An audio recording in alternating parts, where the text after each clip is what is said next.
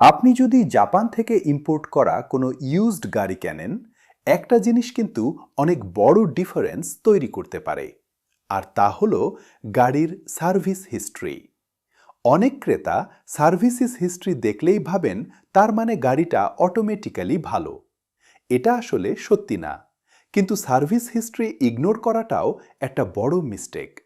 কারণ একটি সঠিক জাপানি সার্ভিস হিস্ট্রি আপনাকে অনেক গুরুত্বপূর্ণ তথ্য দিতে পারে। যেমন গাড়িটি কিভাবে রক্ষণাবেক্ষণ করা হয়েছে, এর মাইলেজ কতটা বিশ্বাসযোগ্য এবং একজন ক্রেতা হিসেবে আপনি ঠিক কতটা ঝুঁকি নিচ্ছেন। আর এটা একবার বুঝে গেলে আপনি আরও স্মার্টলি নেগোশিয়েট করতে পারবেন। সো আজকের এই ভিডিওতে আমি এক্সপ্লেইন করব জাপান সার্ভিস হিস্ট্রি আসলে কি, এটা কি প্রমাণ করে, কি প্রমাণ করে না, আর প্রাইস নিয়ে কথা বলার সময় এটাকে কিভাবে কাজে লাগাবেন। চলুন বেসিক দিয়ে শুরু করা যাক। মানুষ যখন জাপান সার্ভিস হিস্ট্রি বলে, তারা মূলত মেইনটেনেন্স রেকর্ডগুলোর কথা বোঝায়, যেগুলো গাড়িটা জাপানে থাকার সময় রেকর্ড করা হয়েছে। এর মধ্যে থাকতে পারে একটা maintenance booklet, dealer service stamp, date, mileage record, inspection note, আর অনেক সময় কি কি কাজ করানো হয়েছে তার ডিটেইলস। অনেক জাপানিজ গাড়িতেই এই হিস্ট্রি একটা মেইনটেনেন্স বুক বা সার্ভিস নোটে রেকর্ড করা থাকে, যেটা গাড়ির সাথেই থাকে। কিন্তু ইম্পর্ট্যান্ট পার্টটা হলো এখানেই। শুধুমাত্র পেপারটা সবচেয়ে বেশি ম্যাটার করে না, ম্যাটার করে এর ভেতরের প্যাটার্নটা।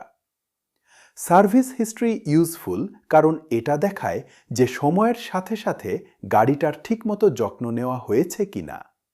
ফর এক্সাম্পল, আপনি যদি রেগুলার এন্ট্রি, লজিক্যাল ডেট আর মাইলেজ দেখেন যেটা স্ট্যাডিলি বেড়েছে, তাহলে এটা একটা গুড সাইন।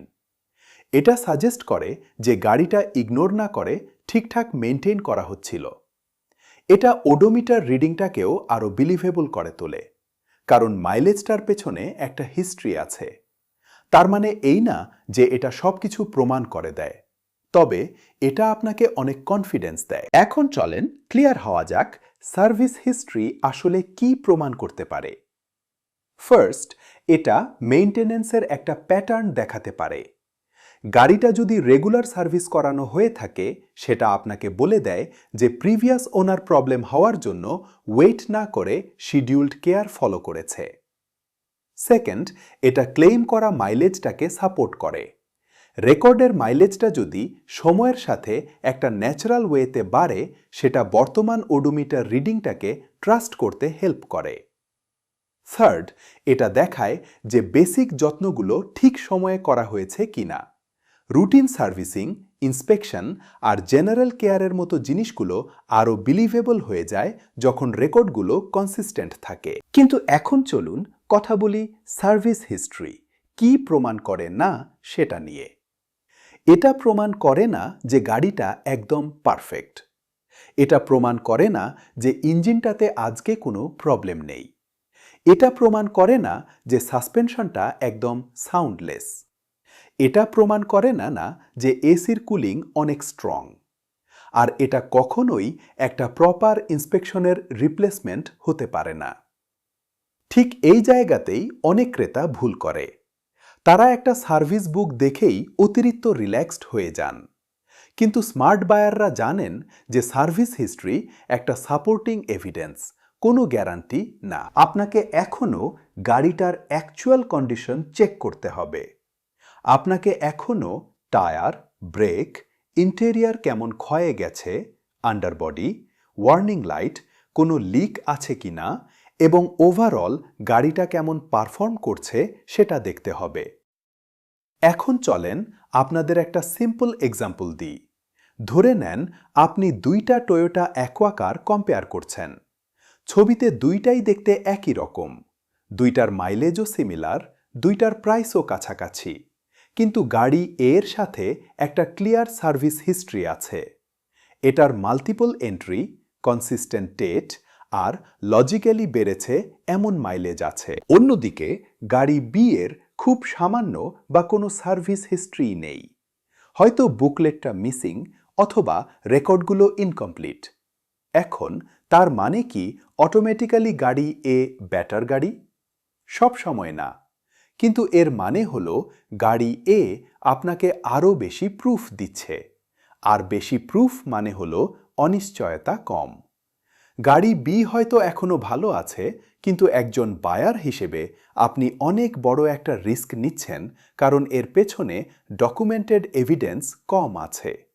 আর ঠিক এই জায়গাতেই নেগোশিয়েশন করাটা ইজি হয়ে যায়, কারণ আপনি যখন নেগোশিয়েট করছেন, আপনি শুধু গাড়ি নিয়ে নেগোশিয়েট করছেন না, আপনি রিস্ক লেভেল নিয়ে নেগোশিয়েট করছেন। যদি একজন সেলারের কাছে স্ট্রং সার্ভিস রেকর্ড থাকে, তার আস্কিং প্রাইস ডিফেন্ড করা ইজি। তাদের কাছে সাপোর্টিং এভিডেন্স আছে। কিন্তু যদি সার্ভিস হিস্ট্রি মিসিং, প্যাচি বা ইনকনসিস্টেন্ট হয়, তাহলে নেগোশিয়েট করার জন্য আপনার কাছে অনেক রিজনেবল একটা বেস আছে। আপনি বলতে পারেন, এটাকে পুরোপুরি লো রিস্ক কার হিসেবে ট্রিট করার মতো ইনাফ ডকুমেন্টেড হিস্ট্রি এখানে নেই। এর মানে হলো অজানা কোনো মেইনটেনেন্সের জন্য আমাকে আমার বাজেটে কিছুটা স্পেস রাখতে হবে। বিনা কারণে শুধু ডিসকাউন্ট চাওয়ার চেয়ে এটা অনেক স্ট্রং একটা পজিশন।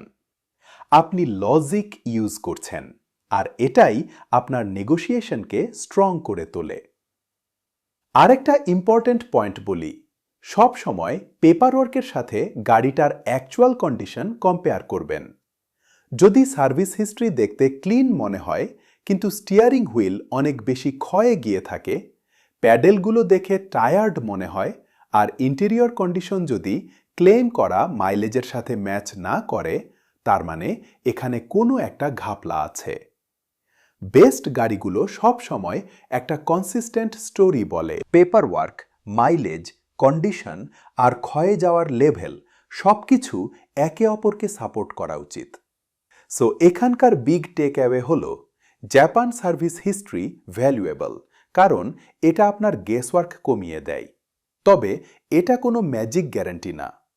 আপনি যদি বাংলাদেশে ইম্পোর্টেড কার খুঁজে থাকেন আর আরও ক্লিয়ার, ট্রান্সপারেন্ট একটা বাইং প্রসেস চান, তাহলে ভিজিট করুন কারবান বাংলাদেশের ওয়েবসাইট।